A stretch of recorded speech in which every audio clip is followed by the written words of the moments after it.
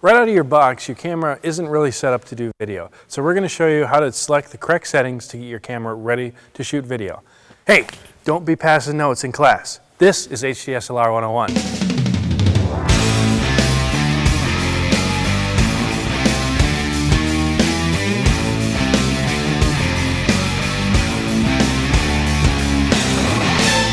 This episode is made possible by CPM Film Tools, your lightweight solution for caging the beast. LCD Viewfinder, the essential accessory for DSLR video. Lightcraft Workshop, the perfect tools to create the perfect image.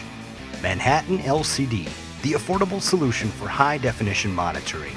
GZCam.com, your source for gear reviews and do-it-yourself video and photography projects. Hi, my name is Tony Reale from NextWaveDV.com and welcome to HDSLR 101. We are going to be showing you today how to get your camera all set up to shoot video, the correct settings, everything that you'll need just to shoot video. First of all, you're going to want to have a fast enough memory card. Typically, memory cards have different speed settings for them.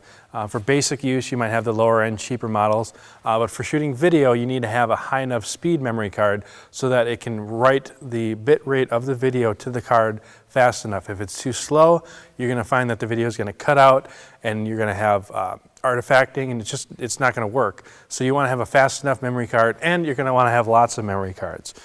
Because you're going to find that at 12 minutes of HD video is equivalent of 4 gig. And if you're going to be recording lots of time, you're going to burn up memory fast. So have plenty of memory cards, have fast enough memory cards, and then of course that would equate to having plenty of hard drive space on your computer for offloading that memory. Logically, shooting video on your camera is going to chew up battery life fairly quickly, especially when you're shooting on Canons where you have to use the live view mode of the camera, which means that the LCD screen is on all the time. It's going to chew up your battery life fairly quickly. You will get a couple hours out of it, but if you're going to be shooting for long periods of time, if you want to be reviewing footage, you want to have plenty of extra batteries on hand.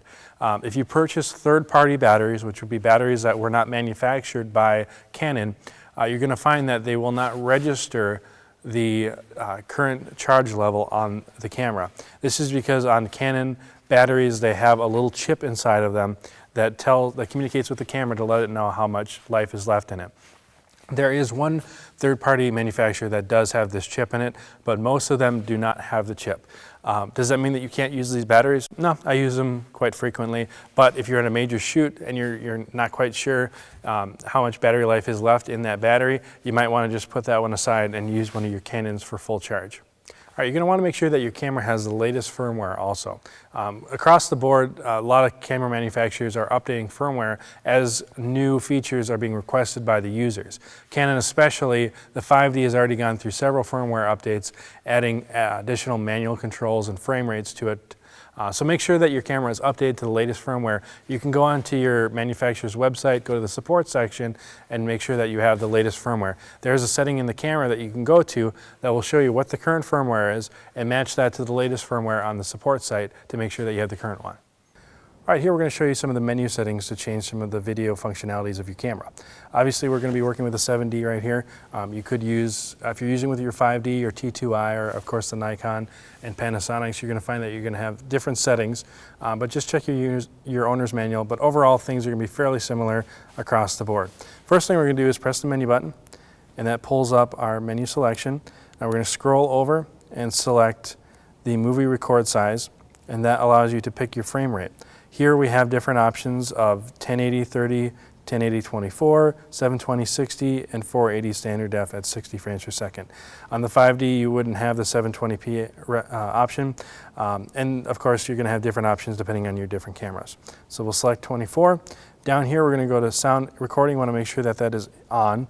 On the 5D, you're going to find that you're going to have additional options for manual audio control, such as setting your levels. But that is not an option you have on the 7D. And then lastly, we're going to want to make sure that we have the correct picture style set. Your picture style changes the complete look of your video. By default, some of the picture styles are very very photographic and can look very nice, but typically they are sharper, have higher contrast, and they can look very nice. But if you're wanting to do some color correction in post, you're going to find that you're going to want to do some manual controls. So we're going to scroll down and select user defined. These are ones that we're going to set ourselves. We're going to create a new one using user defined 3.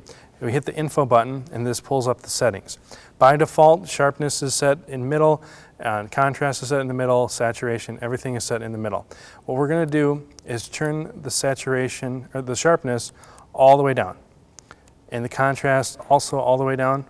And saturation, we're going to turn that down a little bit.